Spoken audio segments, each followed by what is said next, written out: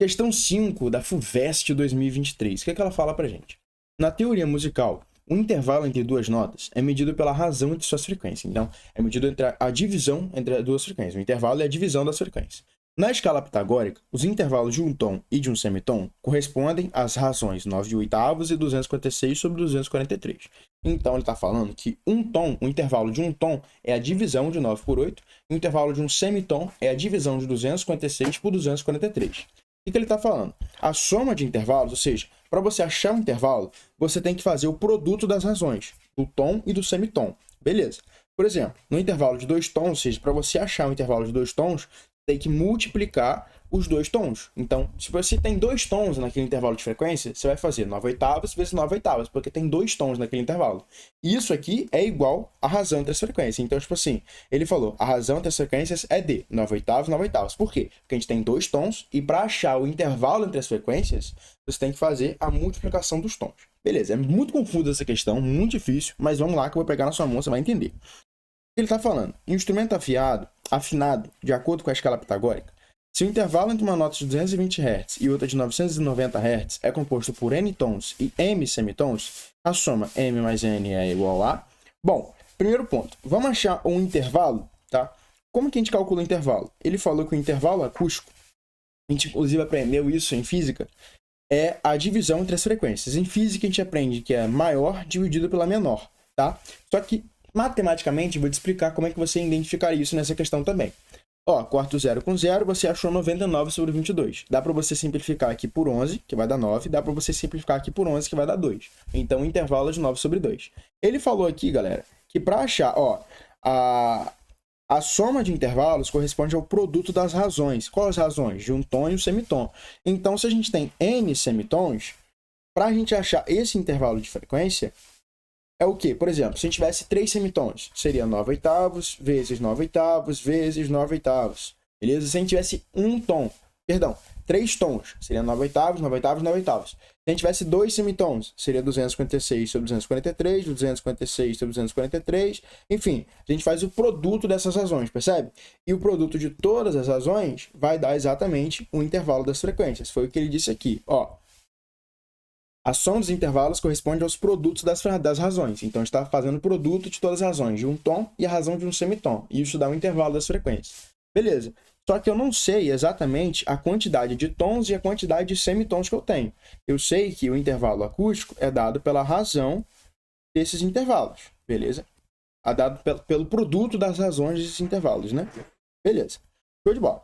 Então, se, por exemplo, se eu tivesse 2 semitons, eu faria 9/8 vezes 9/8, que é a mesma coisa que 9/8 ao quadrado. Como eu não sei a quantidade, vou falar que eu tenho 9/8 elevado a n, né? Que é n tons. Se eu tiver 3 tons, é 9/8 repetidamente 3 vezes. 9/8, 9/8, 9/8. Se eu tiver 4, vai ser 9/8, 9/8, 9/8, 9/8. Se eu tiver 1, vai ser 9/8. Então aqui, n é o número de tons que a gente tem aqui, que a gente vai repetir o produto dessa razão. Agora, eu vou fazer a mesma coisa aqui. Eu não sei quantos semitons eu tenho, então eu vou ter m semitom. Só conferindo que a gente fez a razão certa. Isso, 256 sobre 243 e 9/8. Beleza. Agora, pessoal, a questão pediu a soma entre m e n. O que a gente vai fazer? Como a gente caiu aqui numa equação exponencial, a gente tem que igualar a base de todo mundo, tá? Então eu vou começar a querer passar todo mundo ou para 2 ou para 3. Eu percebi que, 9 é derivado, né? É composto por 3 ao quadrado. Se você fatorar o 9, você vai achar um 3 ao quadrado. O 256, ele também é composto por uma potência de base 2, né? 2 elevado, se eu não me engano, a 8 é 256. A gente teria que fatorar, né? Se você tiver em dúvida. Então, eu vou passar todo mundo aqui para um número primo, tá? Um número primo. E a gente, fatorando isso, a gente vai conseguir fazer. Vocês vão ver, ó. Primeiro ponto, o 9. O 9 é o 3 ao quadrado. O 2 é 2 elevado a 1. Isso é igual a...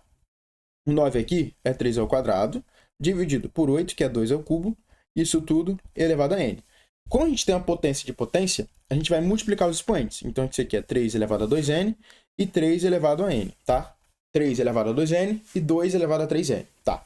Isso multiplicado por 256, ó, 2 vezes 2, 2 ao quadrado. 2 ao quadrado é 4. 2 ao cubo é 8. 2 à quarta é 16. 2 à quinta, 32. 2 à sexta, 64.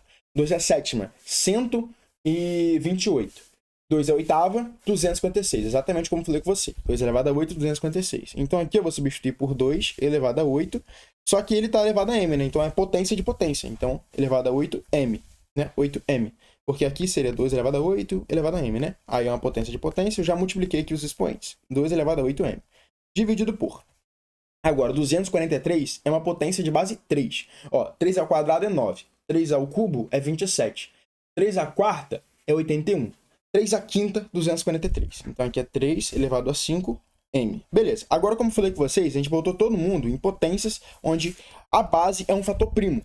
Por que eu fiz isso? Olha o que vai acontecer aqui. Primeiro ponto. Isso daqui é uma divisão de potências de mesma base. Então, vamos simplificar isso. Vai ficar 3 ao quadrado dividido por 2 elevado a 1. Isso é igual a... Bom, embaixo eu vou deixar só quem está com potência de base 2. Beleza? Muito bom. Então, isso aqui, pessoal, vai ficar 3 elevado a 2n. Só que esse cara aqui, ó, está sendo, ó, divisão de potência. A gente faz o quê? Subtrai os expoentes. Então, menos 5m. Beleza? Apliquei a propriedade. Tá? Simplificando. Aqui embaixo, o certo seria aqui em cima eu botar 2 elevado a 8m menos 3n. Correto? Correto. Só que como eu quero botar para baixo, né, para ficar só o 2 embaixo, eu vou inverter esse sinal, beleza? Então eu vou multiplicar aqui, ó, todo mundo por menos 1, beleza? Porque aí eu vou tornar negativo e eu vou inverter para tornar positivo novamente, tá? Então aqui embaixo vai ficar o quê? Vai ficar 2, tá? 2 elevado a 3n menos 8m. Show? Beleza? Divisão de potência mesma base, subtrai os expoentes, tá? Agora embaixo só tem 2, em cima só tem 3. Para isso ser verdade, esses expoentes aqui, ó, eles têm que ser iguais. Concorda comigo? Então, a gente tem que, no 3, 2 tem que ser igual a 2n menos 5m. No 2, bom, o expoente 1, ele tem que ser igual a 3n menos 8m. Beleza.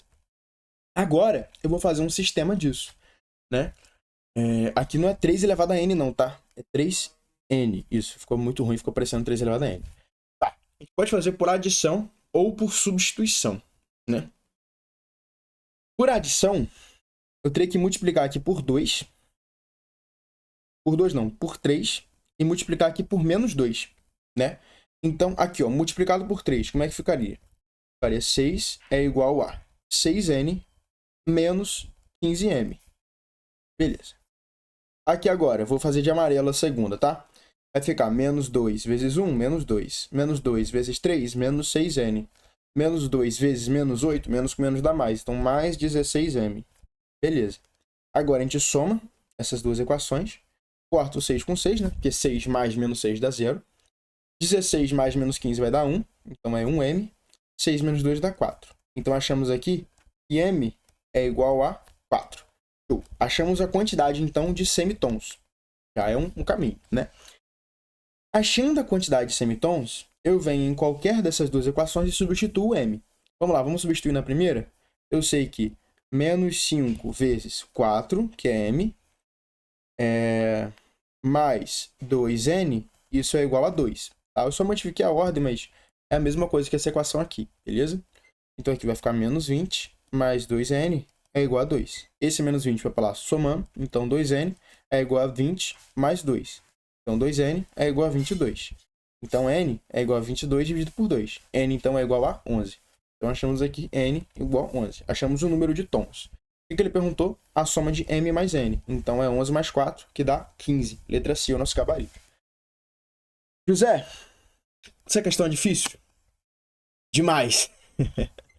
É muito difícil. Muito difícil. Então, assim, se você não conseguiu, não fica triste, não, tá? Ela realmente é muito difícil. Eu bati muita cabeça com ela, tá? De verdade.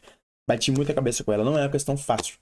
Beleza? Então, assim, se você errou, não fala assim, pô, José, eu errei essa questão, eu sou muito ruim. Não, calma. É questão difícil mesmo. Mais difícil da lista é essa daqui, tá? Mas não é por isso que você não tem que descartar ela. Ah, ela não serve pro meu aprendizado. Não, serve sim. Se você quer medicina, você tem que aprender isso.